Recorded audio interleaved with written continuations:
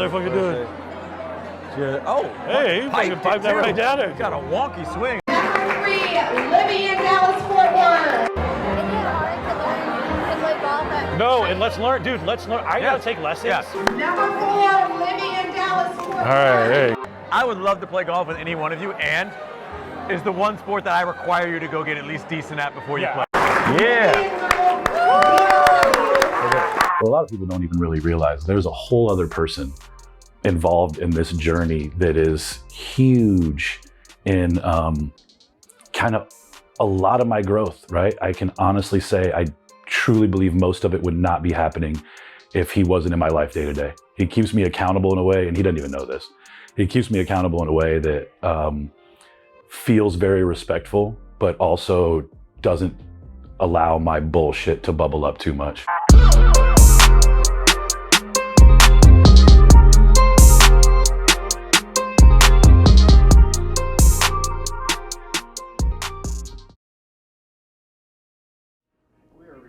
We are recording.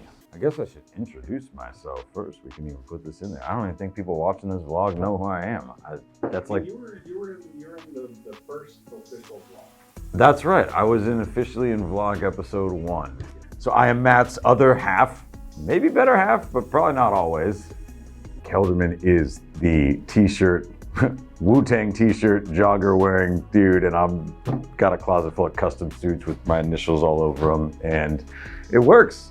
I'm not a naturally gifted relationship builder. I'm not a naturally gifted salesman. I'm not a naturally gifted coach. I'm not naturally inclined to relate to other people the way that Kelderman is. It was just at a ceiling, in my business.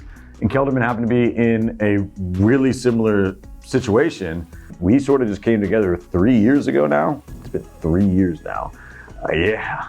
When we first sat down and started talking about what this would look like, it just felt really organic. We had no idea what we were doing back then. So we basically felt like we were starting from zero. And so we just had this unique opportunity to go, this thing might crash and burn, and it might blow up spectacularly, and we might have no idea what the hell we're doing. And that's probably not a lot worse than what the reality looks like if we don't do this. So we might as well give it a shot. And from that day, that was just, we just made this commitment to one another that no matter what happened or how hard things got, that we were just going to show up for one another every day.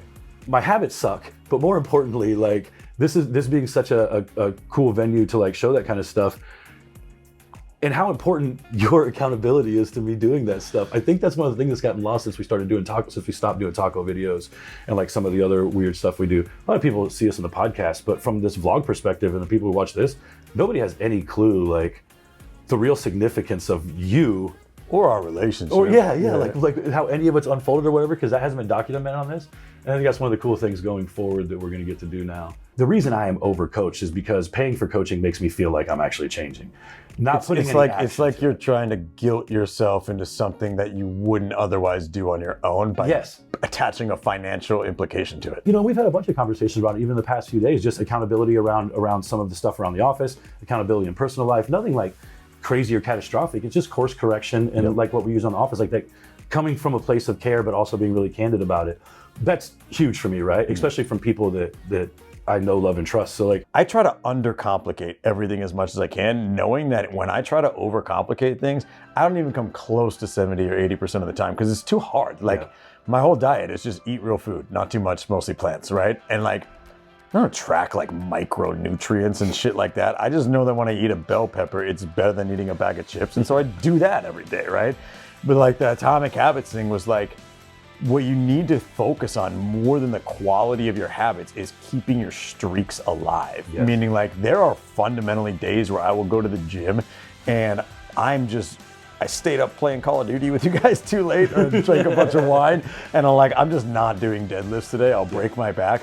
I will walk on the treadmill for 20 minutes, do 15 pull-ups, and I will go sit in the sauna. And it's gonna be a crappy workout. My body's getting almost nothing out of it. And I was still here this morning because that's what people don't, and that's what I think you're starting to embody through this whole growth process, which I'm actually like super proud of you for, is like, I think you're starting to see that like what a lot of you were, what you were trying to do is you were trying to almost buy perfection. Yes. You're like, if I can leverage all of my what you feel are your shortcomings out to other people. A trainer who's gonna make you do it perfect every time, right? Like a meditation practice that's gonna be highly effective, you know, in a short term because you're going really immersive with it. Like whatever it is, you were almost trying to find experts to make you more like them rather than just keeping the fucking streak alive and not worrying about getting better at everything right away in whatever you're doing, right? Like the financials are a great aspect of it. I don't know shit about really high finance and high level investing, like big time development deal. Like that's the stuff that I want to learn about. Like that's my big growth opportunity now. It's like, how do I take my investing to a whole nother level? And I have to learn all of that, right? And the only reason I put myself in a position to learn all that type of stuff is like, if I spent money on something that I wasn't fully appreciating, I hate that. Yep. And I hate it so much that even spending $20 on something that I don't fully appreciate, I won't do it. And that's actually what's given me the opportunity to go, how do I learn the next level of this? Because I'm not really worried about perfection. I'm worried about keeping my streak alive. Yeah, I'm the type of person who will say like, oh, I read 10 books and it's like I listened to them all on Audible. Brian's the type of person who will very distinctly say like, hey, I listened to the audio version of Atomic Habits, like because that's just how different we are when it comes to that kind of shit. This book thing was the same thing. I was like, dude, I just get so, the reason I don't like reading is because every time I read these books, they just say the same thing. And I mean, without pause, Brian looks at me, he's like, well, yeah, no shit, because that's the way to do it, right? Like, there's not a secret thing. And it's the same thing with like the diet stuff or the habit stuff. I overcomplicate everything, and it's probably out of fear. It's probably out of knowing ultimately that it'll break, and I'll be like, oh, well, I tried. Yeah. Right? Like that whole mentality, because there is a broken part of me that loves giving myself the out. Like, I want to appear to be busting my ass all the time, but also don't necessarily want to bust my ass all the time, right? And I can fall into that mindset trap. It's like this whole fucking thing with the Escalade, right? I was gonna bring that up. Oh, dude, like the whole truck got swiped, right? And I'll be super candid, it was the most expensive car I've ever owned. Yeah. By a long ways. But that truck was costing me probably close to $1,700 a month when you figure in gas and payment and the high ass insurance on it.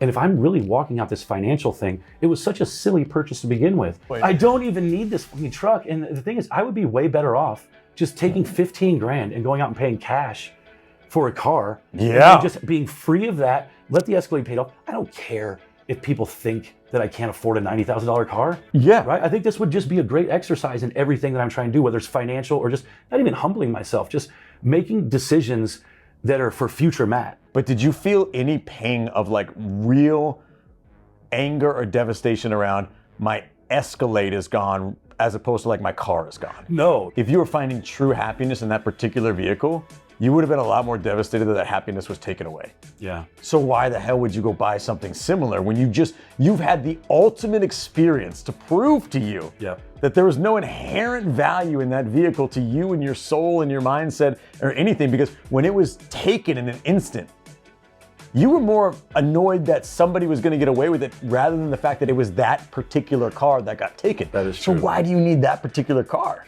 You know? I just think you probably just logic me into a corner where I can't say I do, right? Like I could do that. I think I could do. Like if we look at these, and these cars aren't total shit boxes. Yeah. I think this would be really cool because I honestly, even just sitting here talking about it, listening to you talk about it, it's kind of exciting. Like let's commit to two things because that's perfect. Yeah. Okay, I'm gonna do this. I'm gonna pull my phone out. I'm gonna do a big no-no on videos. Okay, so I'm pulling out. This will take me 2 seconds, right?